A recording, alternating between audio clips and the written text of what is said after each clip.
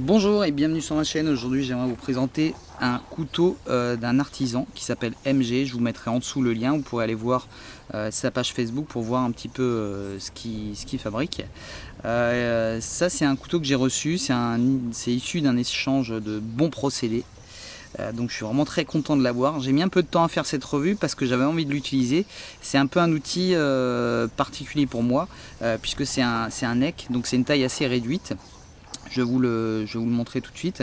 On est sur un étui en cuir avec ici un passant ceinture. Donc on va pouvoir ici l'accrocher à sa ceinture. Alors c'est plutôt, on va dire, pour un port droitier. Donc soit on va le mettre à droite de sa hanche ou plus judicieusement sur le côté gauche pour avoir un accès direct ici au couteau.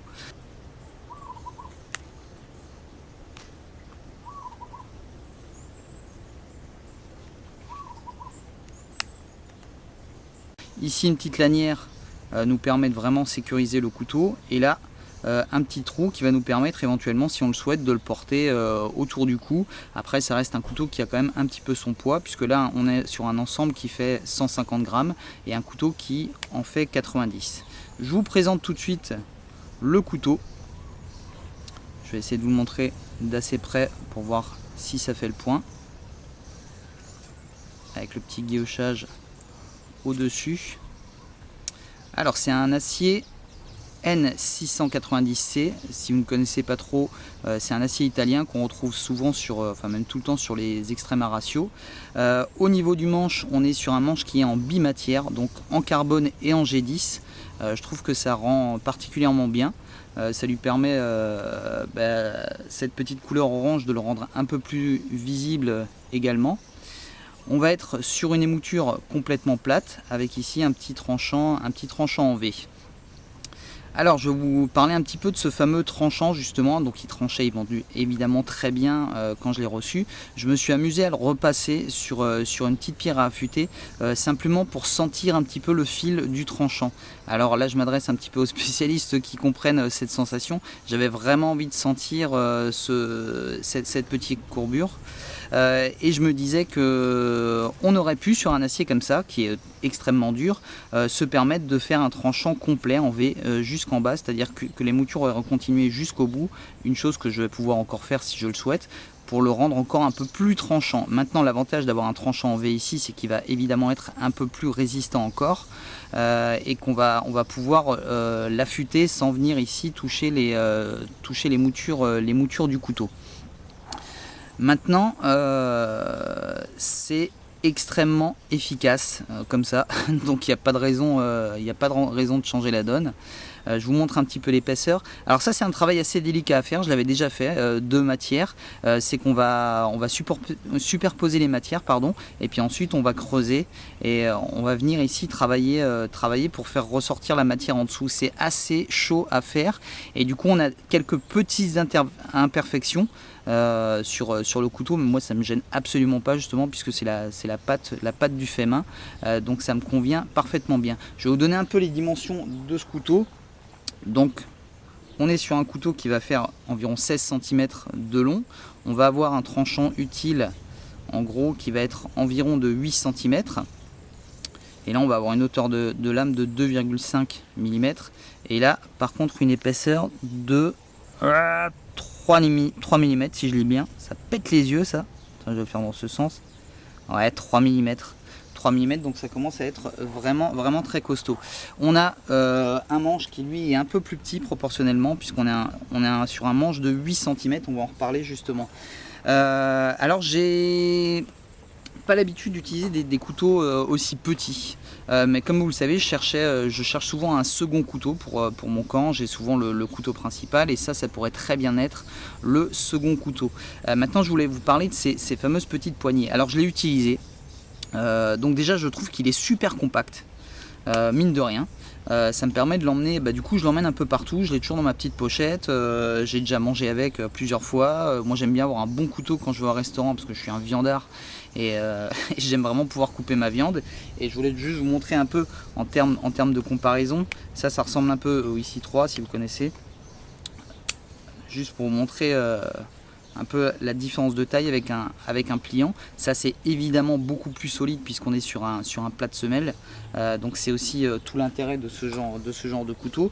Et comme je vous le disais, finalement c'est assez compact, même si on veut le glisser dans une poche ou dans un sac, ça pose vraiment pas de problème. Maintenant je voulais vous parler de la prise en main. Alors quand je mange, etc., c'est vraiment pas un souci d'avoir un manche qui soit un peu plus petit. Quand je vais le tenir de cette manière, ma main va venir parfaitement se caler ici. Mes doigts vont venir, enfin mon pouce va venir ici pour les coupes un petit peu en force. Et j'arrive mais tout juste ici à tenir la poignée. Donc c'est un petit peu, pour moi en tout cas, déconcertant au début. Surtout que si on veut prendre une prise un peu plus en arrière, on se retrouve avec le pouce, enfin pardon, avec le petit doigt qui se retrouve un petit peu dans le vide. Donc on a un peu de mal à vraiment serrer complètement le couteau. Donc c'est des prises en main qui sont un petit peu différentes. Là où c'est super sympa ce genre de petit couteau, c'est justement pour travailler des petites choses comme faire des petits copeaux et ce genre de petits travail, du travail sur du bois, de la sculpture, etc. C'est assez sympa. Je suis en train de chercher un morceau de bois que je devrais avoir certainement quelque part dans le coin. Ah, il y en a encore qui a cramé dans le feu là-bas, on va en récupérer un. On va voir un petit peu. Alors le N690C, l'avantage c'est que ça va tenir très bien le tranchant à condition qu'on n'aille pas essayer de découper des clous toute la journée. Ça va permettre surtout de maintenir le tranchant le plus longtemps possible, en sachant que c'est quelque chose qui est assez délicat à affûter, parce qu'on va mettre beaucoup plus de temps qu'avec certains autres aciers. Donc encore une fois, le conseil que je vous redonne, c'est que si vous avez des couteaux de ce type, n'hésitez pas à les passer le plus souvent possible sur la céramique par exemple, sur les pierres diamantées, etc., pour essayer de maintenir le plus longtemps le tranchant. Alors je vous fais quelques démonstrations de coupe, mais il n'y a vraiment aucun souci, d'autant que d'autant qu'il y a une chose aussi assez intéressante que vous pouvez voir ici, c'est qu'ici on a vraiment un tranchant avec une grande courbure tout le long. Donc on va vraiment avoir une grosse force de coupe. Aps. Voilà. Ah, pas si évident que ça de couper ce genre d'éléments là. Oula. Ah voilà. En fait, c'est pas le tranchant du couteau qui est gênant, parce que c'est vraiment un tranchant. Oh, j'en ai marre des poils. C'est vraiment un tranchant rasoir. C'est juste la fameuse prise en main. Je me retrouve souvent à essayer de pousser comme ça et finalement me retrouver ici, et je vous dis, avoir ce petit doigt dans le vide, donc j'ai pas la même puissance que je pourrais avoir si j'étais sur un manche plein. Idem pour ça. Alors là vous voyez, je vais le tenir comme ça, je vais essayer de caler un petit peu mon pouce, voilà, j'y arrive sans difficulté. Le problème c'est pas le tranchant, je vous dis, c'est pour moi un petit peu la prise en main. Alors là c'est des coupes un petit peu fortes qu'on va pas forcément faire avec ce genre de choses. Ce qui est intéressant, comme je vous le disais, c'est que ça reste un couteau qui va être très résistant, puisque forcément on va être sur un plat de semelle, donc même des petits bâtonnages de ce genre, c'est pas un souci si on veut refondre du bois. Le travail ici, par exemple pour aller faire des petits copeaux, je me retrouve de nouveau un petit peu avec ça dans le vide, donc je vais pouvoir, regardez, comme dans du beurre. Là c'est vraiment pas un souci. Donc ça c'est intéressant, je vous disais, comme second petit couteau. Ouais, on va même essayer de se faire un petit bâtonnage, histoire de rigoler pour voir ça. On va recaler un peu la caméra. Je vous le disais, ouais, c'est vraiment la prise en main de ces petits objets qui me déconcertent un petit peu. Donc sur certaines coupes appuyées, je me retrouve avec ça dans le vide. Ce qui aurait été intéressant éventuellement, c'est d'avoir ici un petit trou pour y glisser une petite paracorde et avoir un peu de matière dans la main. Puisque même si je vais serrer mon poing comme ça, je vais être très solide. Par contre, si ici j'essaie de serrer juste l'avant, ici je me retrouve un petit peu avec un creux, un vide, et il me suffirait d'avoir un petit peu de matière ici pour pouvoir complètement appuyer. Alors c'est pas une critique, c'est vraiment, ça aurait été un petit point plus positif. Allez, on va essayer un petit bâtonnage. Je vous recale un petit peu la caméra pour voir ce que ça donne. Maintenant il faut un truc un peu... J'ai ça, un petit bâton. On va voir, ça pose aucun problème, ce genre de choses. Donc vous voyez, ça peut être des petites choses, des petits couteaux intéressants.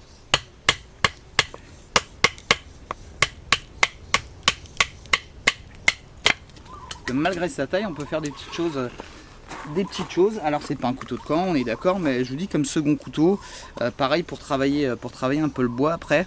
C'est assez intéressant d'avoir ce type de couteau parce que c'est assez petit, on va pouvoir travailler ici comme ça, le tenir assez bien en main vu que la lame est assez large ici. On va pouvoir vraiment s'amuser. Si vous faites un peu de sculpture dans les bois, c'est assez sympa d'avoir des couteaux qui sont pas très longs. Parfois avec mes couteaux de camp, je me retrouve avec des éléments un peu trop grands et c'est un peu gênant. Là c'est vraiment pas un souci. On a également une pointe assez importante puisque la matière s'affine ici, mais on reste quand même sur un bon millimètre d'acier, donc ça bouge absolument pas.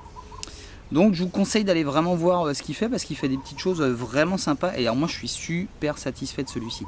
Je vous dis, à part quelques difficultés de coupe, je vais recentrer la caméra, à part quelques petites difficultés de prise en main on va dire dans certains cas, après la plupart des choses c'est super agréable de travailler avec et notamment je vous dis sur des éléments en bois ici, c'est vraiment le couteau qui me manquait un petit peu en second couteau pour le travail un peu sur le camp. Donc je remercie encore une fois MG pour ce couteau. Merci de l'avoir fait et merci de me l'avoir envoyé. Voilà, je vous dis à très bientôt pour de nouvelles revues. C'était Chris R. Jones. Bye bye.